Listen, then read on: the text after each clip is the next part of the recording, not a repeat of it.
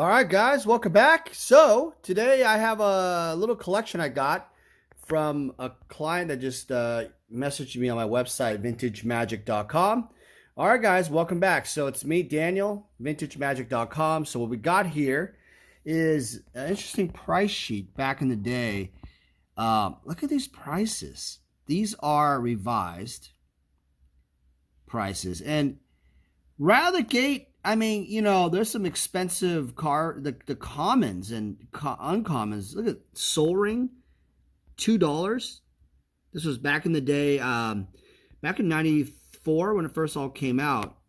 And yeah, it's pretty crazy. Another interesting one was obviously some of his playables are really low, like Birds of Paradise, $5. $5. What is going on? And this is the prices back in the day. I show this stuff once in a while. Look at this.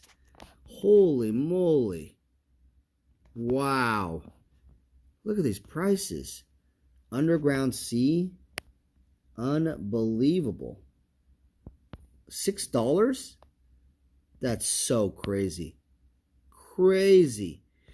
All right, so let's take a look at it. So and then there's also let's see, a Legends, or not Legends, Fallen Empires, Ice Age, and the Dark. But yeah, let's just go through the revised today, you know, real quick. Maybe we'll get into the other ones too. I kind of feel like these are undervalued in a way. Like these are really old cards, you know, from the early days. This have extreme nostalgia appeal. I feel like there's a lot of upside room for these cards. They are, for pack-wise, box-wise, it's about over $200 a pack right now for revised. And you're looking at a lot of different staples, like Howling Mind for old school Magic. There are some cards missing, by the way. You have Jade Tome for the deck and draw engines. But these cards are being played quite a bit. Obviously, cards like Mana Vault are Commander used, and that's also driving growth for like Soul Ring. And Nevril's Disc is definitely a good sideboard card, but sometimes main deck. And this is interesting because you never see cards in these three-wing binders ever again. I rarely see new players ever like buying three-wing binders. Usually it's those monster binders. And it's just not done anymore. And these are all pack fresh. Let's take a look at the Bad Moon here. Let's see, I'll pack first. Sorry guys, my tripod died. It broke down, so I'm kind of using my hands. Don't get any funny thoughts in the comments, guys. Yeah, very mint. So this guy basically collected. He also had some decks. There's I'm not going to bore you guys with it because there's a lot of loose cards, but there's a lot of decks that he had also. So this came from a collection from a gentleman who's now, I believe, in his 80s. And his daughter basically sold the collection to me. Yeah, Demonic Tutor still being used quite a bit. Reprint this all night long, but still the OG is the best. There's just so many good old school cards in here. I mean, people ask me, you know, Dan, why don't you have this on your website? Why don't you just sell this cards on eBay? What's up? Well, here's the problem that I've determined is you can offer these online, but the amount of work ratio to the upside swing for the grow one day, it's just not there. And I mean that I do list some played ones here and there, like Soul Ring, Demonic Tutor, you know, here and there, maybe a Birds. But all in all, I don't really deal with revised to sell. I just keep buying them in probably set form. This collection had a lot of loose lands and some commons and stuff. I have to look, maybe some rares. But just like the Angel collection I got from Texas, this guy definitely opened all these cards up. You can tell because there's a lot of loose cards. And yeah, he just was a collector also. Also, I think there may have been some trading going on because seeing that he's a player, I think there was some remnants of him going to an LGS store back in the day and trading. All right, so here's the most important cards. You got the dual lands. I'm going to pull these out in general. Here's the good old Badlands. These cards have skyrocketed over the years.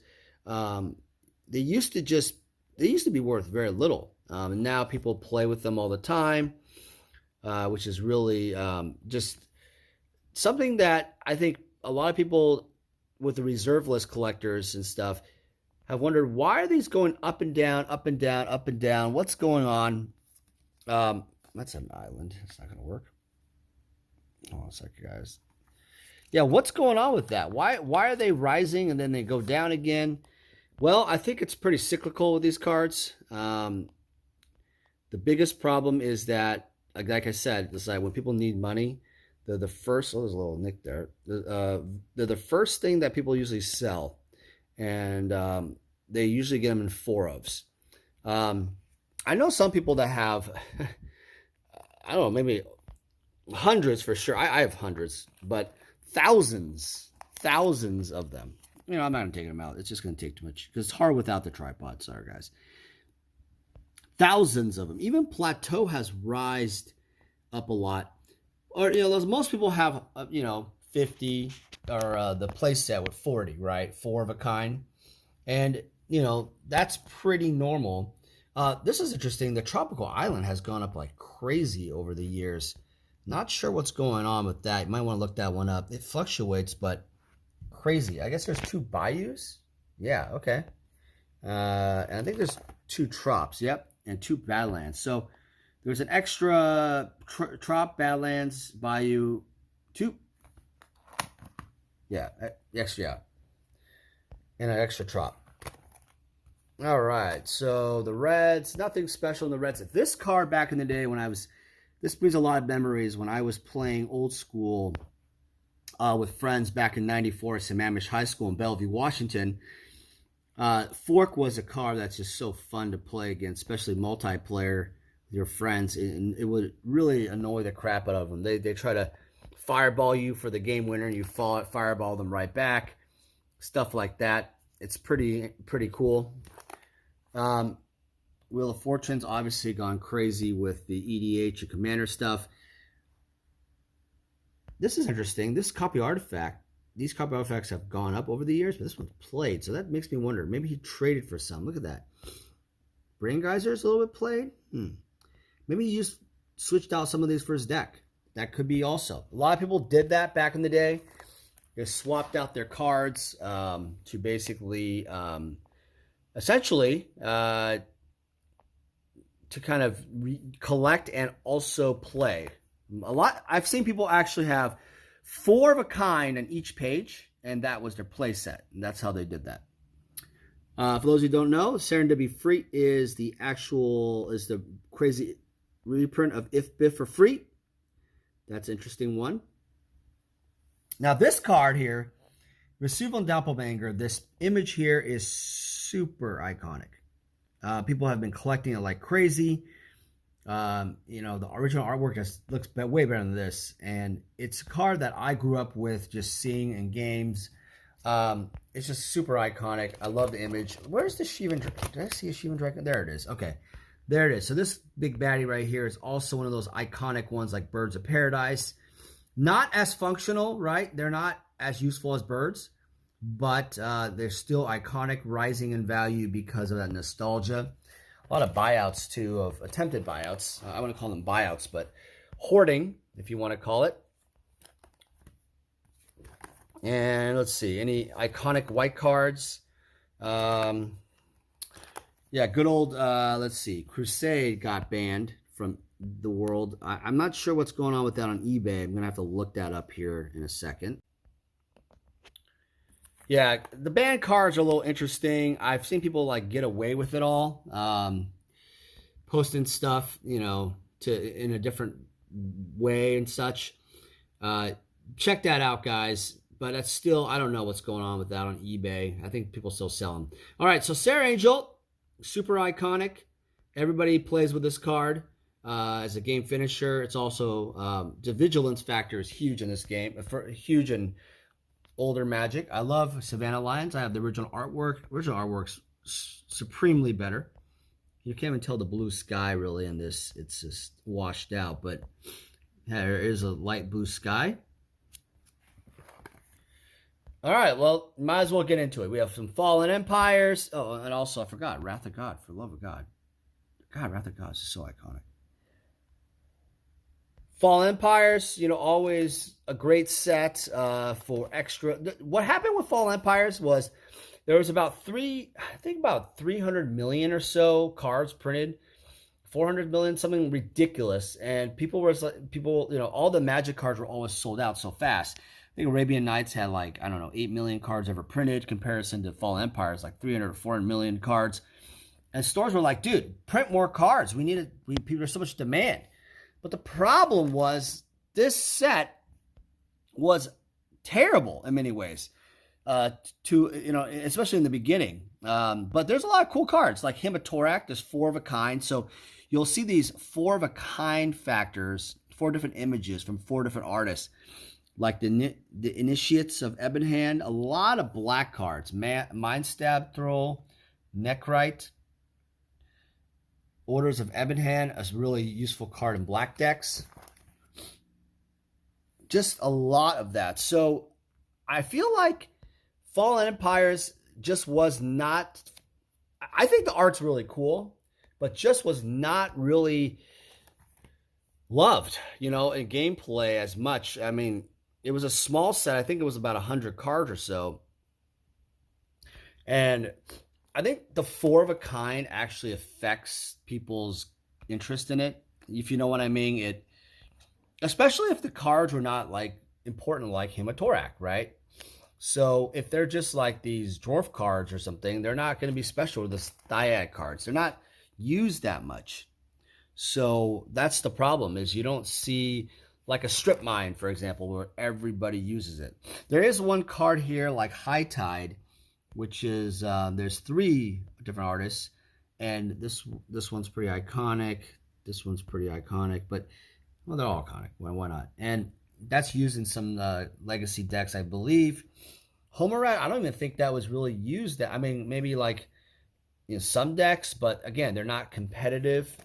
I know Deep Spawn was used for some of the decks. There was one deck, I think old school, that used quite a bit. But yeah, I mean, it's just not...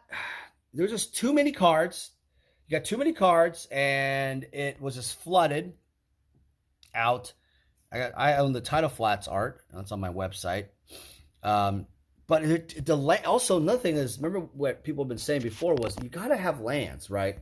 Fetch lands or dual lands or something that kind of puts the set together, and the land quality here was just not that good. In fact, I think there's only... Where is the lands? Yeah, I think there's another one called Rainbow Veil. Oh, here it is. Here it is. These temple lands. Comes in tapped, which is terrible. And there you go, right? It's just not that good. It has some... These sort of lands were interesting because they had a little bit of flavor where they did different things. They're different, right? They make... Oh, look at this. Comes in tapped. So in 94, they started doing these comes in tapped. This card is good for like the Land's Edge, Land's Tax deck. That's basically it. But all in all, not that spectacular.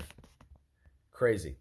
All right, well, there you go. So today will just be Fallen Empires and some of the revised. I just want to show you guys this and some of the weird quirks. If you guys have any questions, contact me at vintagemagic.com. And remember, guys, enjoy your days in this bubble we have. Life's going to change here next year, I hope, soon.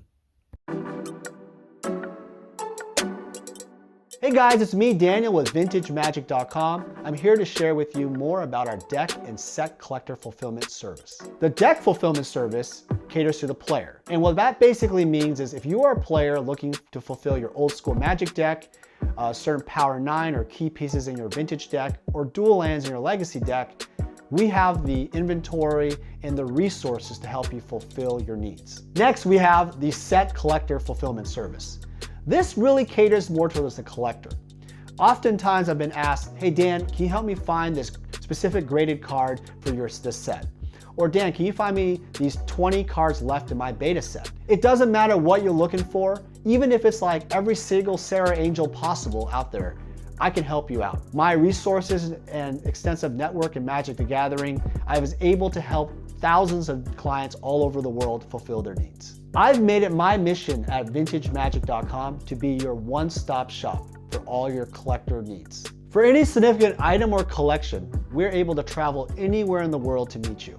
The reason why my clients love this service because it saves you time. What happens is collectors and players often search all over online or at vendors and they never find exactly what they're looking for. By going to us, we are the only one-stop shop who can help you with your needs. Using our service gets you exactly what you want and saves you time and money. Vintage Magic. Game, collect, invest. For more information about our consulting and professional services, visit vintagemagic.com.